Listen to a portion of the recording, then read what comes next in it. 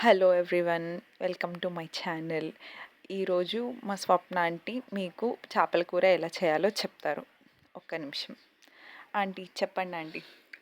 Hi అండి, my name is Swapna. Welcome to my channel and Swathi channel. First బాన్ పెట్టుకోవాలి. తర్వాత 2-3 spoons oil వేసుకోవాలి. Next పచ్చిమిర్చి, ఆనియన్స్, కరివేపాకు వేసుకొని మంచిగా గోల్డెన్ కలర్లో వచ్చేటట్టు వేగించుకోవాలి. ఒక 2 మినిట్స్ మూత పెట్టేసి అలా కొంచెం సాల్ట్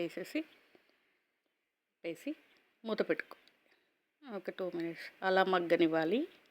అలా గోల్డెన్ కలర్లో రాగానే మనం అల్లం వెల్లుల్లి పేస్ట్ 1.5 స్పూను వేసుకోవాలి. తర్వాత అది ఫ్రై అయ్యేదాకా మనం కలుపుతూ ఉండాలి, మాడనివ్వద్దు. తర్వాత కొంచెం పసుపు యాడ్ చేసి అది కొంచెం ఫ్రై అవ్వాలి. అది అవ్వగానే అది కొంచెం గోల్డెన్ కలర్ రాగానే మనం ఆనియన్ ప్యూరిఫై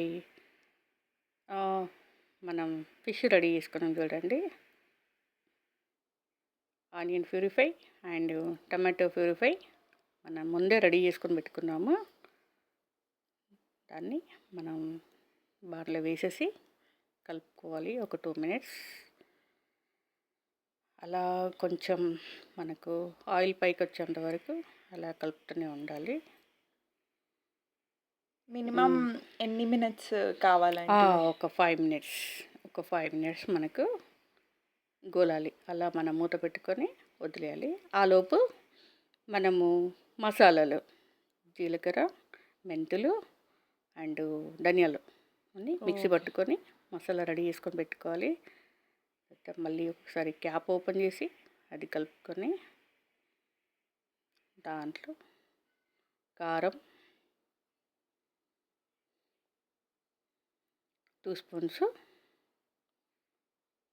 వేసుకోవాలి. దాన్ని మళ్ళీ కలిపాక దాంట్లో కొంచెం ధనియా పౌడర్ యాడ్ చేయాలి. చింతపండు ఎంత యాడ్ చేసుకున్నాం ఆంటీ మనం? ఒక 50 గ్రామ్స్ 50 గ్రామ్స్ చింతపండు రసం గుజ్జు చేసుకొని తయారు చేసి పులుసు దాంట్లో చేసుకోవాలి. ఓకే, పులుపు తగినంత మనకు ఎంత పులుపు తగులుతుందో అంతవరకు మనం యాడ్ చేసుకొని తీసుకోవాలి. దాంట్లో మనకు కావాల్సినంత మళ్ళీ వాటర్ యాడ్ చేసుకోవాలి. వాటర్ యాడ్ చేసి కాసేపు అలా కలిపేసి మూత పెట్టేసేయాలి. ఓకే, ఇది కొంచెం సేపు బాయిలింగ్ వచ్చేదాకా మరగాలి. ఓకే, బాయిలింగ్ వచ్చేదాకా వెయిట్ చేయాలి. వెయిటింగ్ ఒక 5 మినిట్స్. తర్వాత తగినంత సాల్ట్ వేసుకోవాలి. టేస్ట్ తగినంత.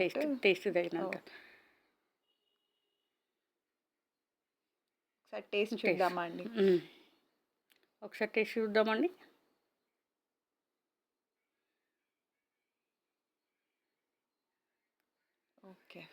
ఓకే, అది మరగాలి.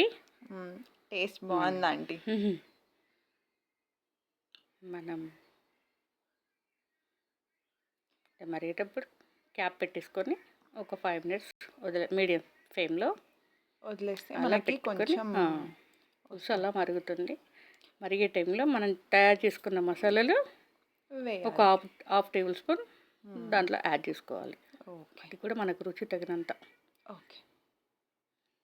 చేశాక కలుపుకొని మనకు పులుసు దగ్గర పడేంత వరకు మరగనిచ్చుకోవాలి.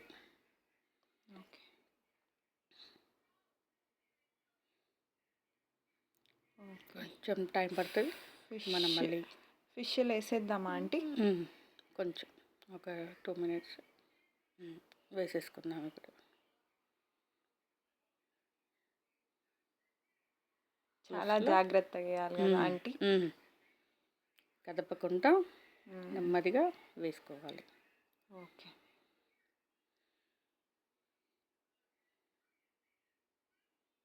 ఇది అంతా సిమ్‌లో పెట్టుకునే కదా ఆంటీ? మీడియం ఫ్లేమ్లోనే ఉండాలి. ఓకే. మరి ఫుల్ హైలో ఉండొద్దు, మరి సిమ్లో మరి ఉండకుండా సిమ్‌లో ఉండొద్దు. Medium okay. Flame okay. Medium ఫ్లేమ్లో పెట్టుకొని ఇంకా మనం ఫిషెస్ అన్నీ వేసుకొని ఒకసారి కంప్లీట్ చేసేసి కంప్లీట్‌గా వేసేసి ఇంకా మనం గరిటెలు లాంటివి ఏం పెట్టొద్దు. First okay. ఒకసారి ఆ! కలుపుకోవాలి. తర్వాత ఓకే. ఇంకా మనం గరిట అంటే ఏం పెట్టకూడదు ఇక్కడ. ఓకే. ఓకే.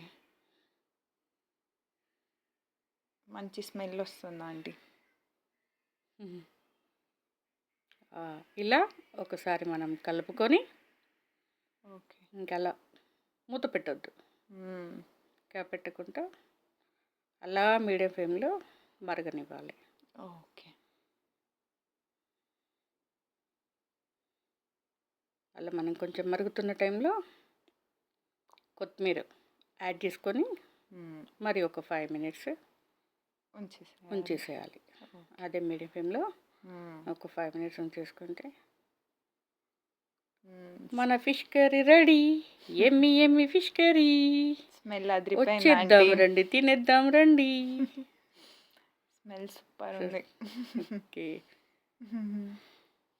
నైస్. సూపర్. ఇంకొక 2 మినిట్స్ 2 అయితే మినిట్స్ అయితే మనకి మన chicken fish curry ready. Fish curry ready. Telangana special Telangana special fish curry. ఎమ్మి ఎమ్మి తినేద్దాం, కుమ్మేద్దాం రండి. మా యూట్యూబ్ ఛానల్ సబ్స్క్రిప్షన్ తీసుకోండి, చూడండి అందరూ. ఓకే.